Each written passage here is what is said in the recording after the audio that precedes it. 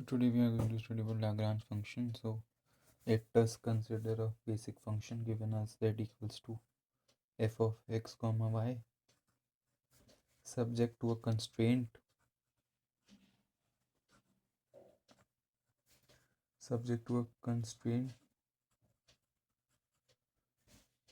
g x comma y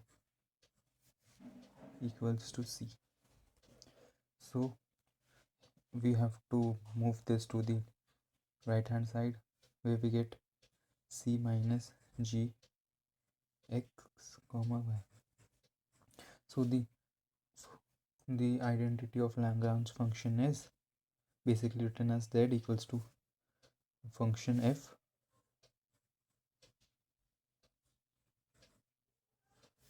plus it is lambda, I guess, lambda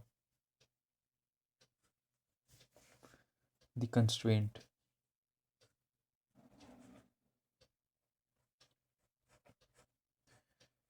Many of you make a mistake by writing minus here, but it is in positive. So now we will take an example.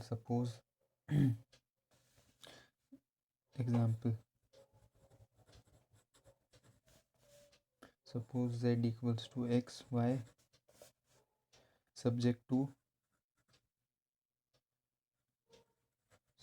the constraint x plus y equals to 6. First we will move x plus y equals to 6 to the right hand side where we get 6 minus x minus y.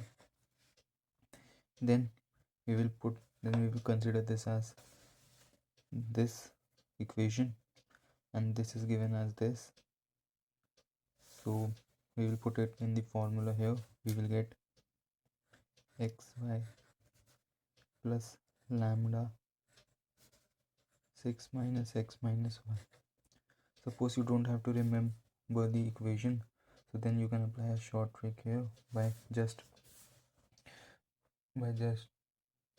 putting the given value here plus lambda, moving this to the right hand side and putting it here. So let's solve this.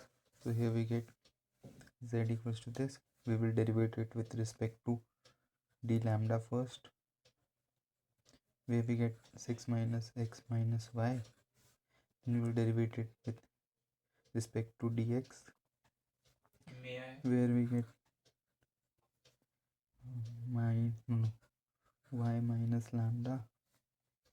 We will derivate it with respect to y, where we get x minus lambda y. Okay, so here which is equals to 0, because first derivative is always equals to 0. Then we will find the value of lambda from here. We will get lambda, sorry, it's not y, it's only lambda. So we will get lambda here as, from here as y, from here as x. Okay, now we will put the value when two lambdas are equal. So we can write as y equals to x. From this equation we can write it as y equals to x. Okay, so now this equation we will take as 4. Now putting the value of y equals to y here, which is equals to x, we will get, so the equation was 6 minus x minus y equals to 0. Okay, so basically when y equals to x, we will get 6 minus 2x equals to 0. The value of x is 3.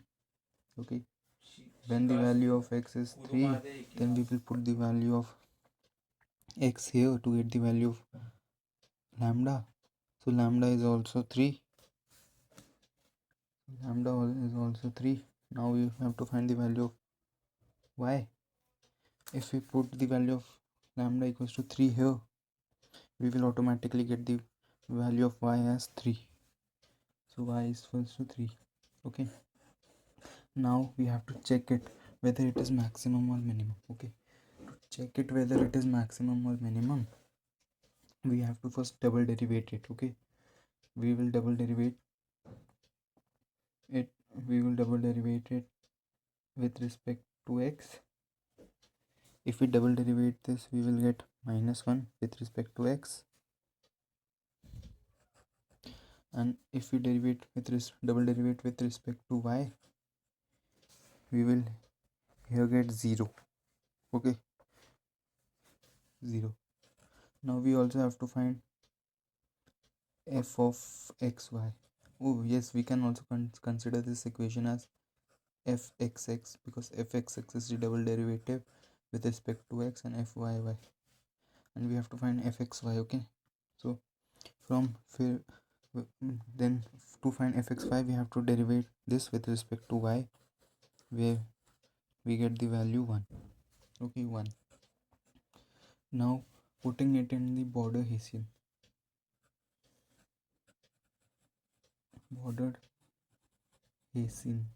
Okay, so the bordered Hessian is denoted by h bar equals to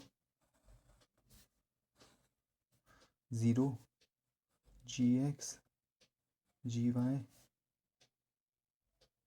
gy, and here we have fxx, fxy, fyx, fyy. Now we know the value of fxx, fxy, and fyy. Okay, now we have to find the value of gx and gy. To find gx and gy, we now look into the constraint. The constraint is this. Okay, now gx means that the derivative is with respect to x of the constraint. Okay, to find gx, we have to derivate the constraint with respect to x. So here we get 1, so we can write here as gx equals to 1. Now to find gy, we have to derivate it with respect to y, so gy we will get 1. Okay, now plotting this in the Hessian determinant, fxx is -1, fxy is 1, here also 1 and 0. Okay, now solving the determinant. Okay, this will become 0. Solving it, we get -1 plus 1 plus 1. So basically we will get 0 here. Okay, so the condition for it to be a maxima or minima is that if the bordered Hessian is more than 0, it's a maxima. If it is less than 0, it is a minima. But here we get the equation as 0, so we will write that it is neither maximum nor minimum. It is the saddle point. Okay,